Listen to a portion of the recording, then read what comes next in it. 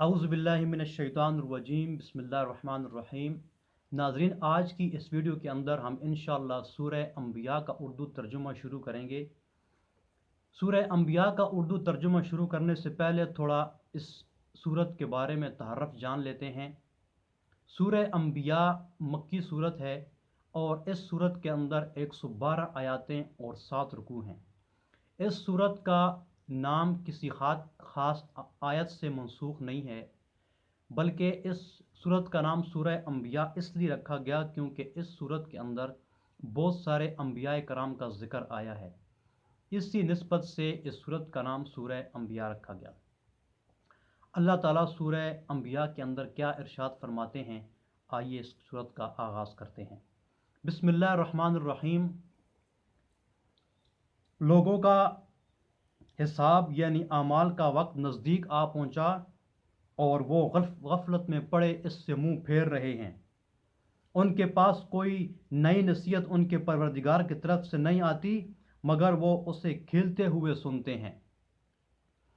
ان کے دل غفلت میں پڑے ہوئے ہیں اور ظالم لوگ آپس میں چپکے باتیں کرتے ہیں کہ یہ شخص کچھ بھی نہیں مگر تمہارے جیسا آدمی ہے، تو تم آنکھوں دیکھتے جادو کی لپیٹ میں کیوں آتے ہو؟ پیغمبر صلی اللہ علیہ وآلہ وسلم نے کہا کہ جو بات آسمان اور زمین میں کہی جاتی ہے میرا پروردگار اسے جانتا ہے اور وہ سننے والا اور جاننے والا ہے۔ بلکہ ظالم کہنے لگے کہ یہ قرآن پریشان باتیں ہیں جو خواب میں دیکھ لی ہیں، نہیں بلکہ اس نے اس کو اپنی طرف سے بنا لیا ہے، نہیں بلکہ یہ شعر ہے، اور جو شاعر کا نتیجہ تباہ ہے۔ تو جیسے پہلے پیغمبر نشانیاں دے کر بھیجے گئے تھے اسی طرح یہ بھی ہمارے پاس کوئی نشانی لائے۔ ان سے پہلے جن بستیوں کو ہم نے ہلاک کیا وہ ایمان نہیں لائی تھیں، تو کیا یہ ایمان لے آئیں گے؟ اور ہم نے تم سے پہلے مرد ہی پیغمبر بنا کر بھیجے جن کی طرف ہم وحی بھیجتے تھے۔ اگر تم نہیں جانتے تو جو یاد رکھنے والے ہیں ان سے پوچھ لو۔ اور ہم نے ان کے ایسے جسم نہیں بنائے تھے کہ کھانا نہ کھائیں اور نہ وہ ہمیشہ رہنے والے تھے۔ پھر ہم نے ان کے بارے میں اپنا وعدہ سچا کر دیا تو ان کو اور جس کو چاہا نجات دی اور حد سے نکل جانے والوں کو ہلاک کر دیا۔ ہم نے تمہاری طرف ایسی کتاب نازل کی ہے جس میں تمہارا تذکرہ ہے، کیا تم سمجھتے نہیں؟ اور ہم نے بہت سی بستیوں کو جو ستمگار تھیں ہلاک کر مارا اور اس کے بعد اور لوگ پیدا کر دیے۔ جب انہوں نے ہمارے مقدمہ عذاب کو دیکھا تو لگے اس سے بھاگنے۔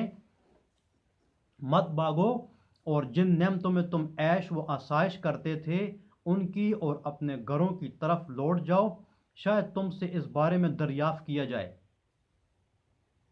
کہنے لگے ہائے شامت، بے شک ہم ظالم تھے، تو وہ ہمیشہ اسی طرح پکارتے رہے یہاں تک کہ ہم نے ان کو کھیتی کی طرح کاٹ کر اور آگ کی طرح بجھا کر ڈھیر کر دیا۔ اور ہم نے آسمان اور زمین کو اور جو مخلوقات ان دونوں کے درمیان ہے اس کو لہو و لعب کے لیے پیدا نہیں کیا۔ اگر ہم چاہتے کہ کھیل کی چیزیں یعنی زن و فرزند بنائیں تو اگر ہم ان کو کرنا ہی ہوتا تو ہم اپنے پاس سے بنا لیتے، نہیں بلکہ ہم سچ کو جھوٹ پر کھینچ مارتے ہیں تو وہ اس کا سر توڑ دیتا ہے اور جھوٹ اسی وقت نابود ہو جاتا ہے، اور جو باتیں تم بناتے ہو ان سے تمہاری ہی خرابی ہے۔ اور جو لوگ آسمانوں میں اور جو زمین میں ہیں سب اسی کے مملوک اور اسی کا مال ہیں، اور جو فرشتے اس کے پاس ہیں وہ اس کی عبادت سے نہ کنیاتے ہیں اور نہ اکتاتے ہیں، دن رات اس کی تسبیح کرتے رہتے ہیں، نہ تھکتے ہیں نہ تھمتے ہیں۔ بھلا لوگوں نے جو زمین کی چیزوں سے بعض کو معبود بنا لیا ہے تو کیا وہ ان کو مرنے کے بعد اٹھا کھڑا کریں گے؟ اگر آسمان اور زمین میں اللہ کے سوا اور معبود ہوتے تو زمین اور آسمان کا نظام درم برم ہو جاتا۔ جو باتیں یہ لوگ بناتے ہیں اللہ مالک عرش ان سے پاک ہے، وہ جو کام کرتا ہے اس کی पुरसिश नहीं होगी, और जो काम ये लोग करते हैं उसकी उनसे पुरसिश ज़रूर होगी। क्या लोगों ने अल्लाह को छोड़कर और मबूद बना लिए हैं? कह दो कि इस बात पर नई दलील पेश करो। ये मेरी और मेरे साथ वालों की किताब भी है, और जो मुझसे पहले पैगंबर हुए हैं उनकी किताबें भी हैं। बल्कि बात यह है कि इनमें अक्सर हक बात को नहीं जानते, और इसलिए इससे मुंह फेर लेते हैं। और जो पैगंबर हमने तुमसे पहले भेजे उनकी तरफ यही वही भेजी कि मेरे सिवा कोई माबूद नहीं, तो मेरी ही इबादत करो। और कहते हैं कि अल्लाह बेटा रखता है, वो पाक है, उसके ना बेटा है न बेटी, बल्कि जिन लोगों को ये उसके बेटे बेटियां समझते हैं वो उसके इज्जत वाले बंदे हैं। उसके उसके आगे बढ़कर बोल नहीं सकते, और उसके हुक्म पर अमल करते हैं। जो कुछ उनके आगे हो चुका है और जो पीछे होगा वो सबसे वाकिफ़ है, और वो उसके पास किसी की सिफारिश नहीं कर सकते मगर उस शख्स की जिससे अल्लाह खुश हो, और वो उसकी हैबत से डरते रहते हैं। और जो शख्स उनमें से ये कहे कि अल्लाह के सिवा मैं माबूद हूँ, तो उसे हम दोज़ख की सज़ा देंगे, और ज़ालिमों को हम ऐसी ही सज़ा दिया करते हैं। क्या काफिरों ने नहीं देखा कि आसमान और ज़मीन दोनों मिले हुए थे, तो हमने उन्हें जुदा जुदा कर दिया, और तमाम जानदार चीज़ें हमने पानी से बनाई, फिर ये लोग ईमान क्यों नहीं लाते। और हमने ज़मीन में पहाड़ बनाए ताकि लोगों के बोझ से हिलने और झुकने न लगे, और उसमें कुशादा रास्ते बनाए ताकि लोग उन पर चलें। और आसमान को महफूज छत बनाया, उस पर भी वो हमारे निशानियों से मुंह फेर रहे हैं। और वही तो है जिसने रात और दिन और सूरज और चाँद को बनाया।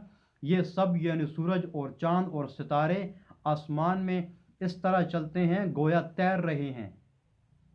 और ए पैगंबर सल्लल्लाहु अलैहि वसल्लम, हमने तुमसे पहले किसी आदमी को बकाए दुआम नहीं बख्शा।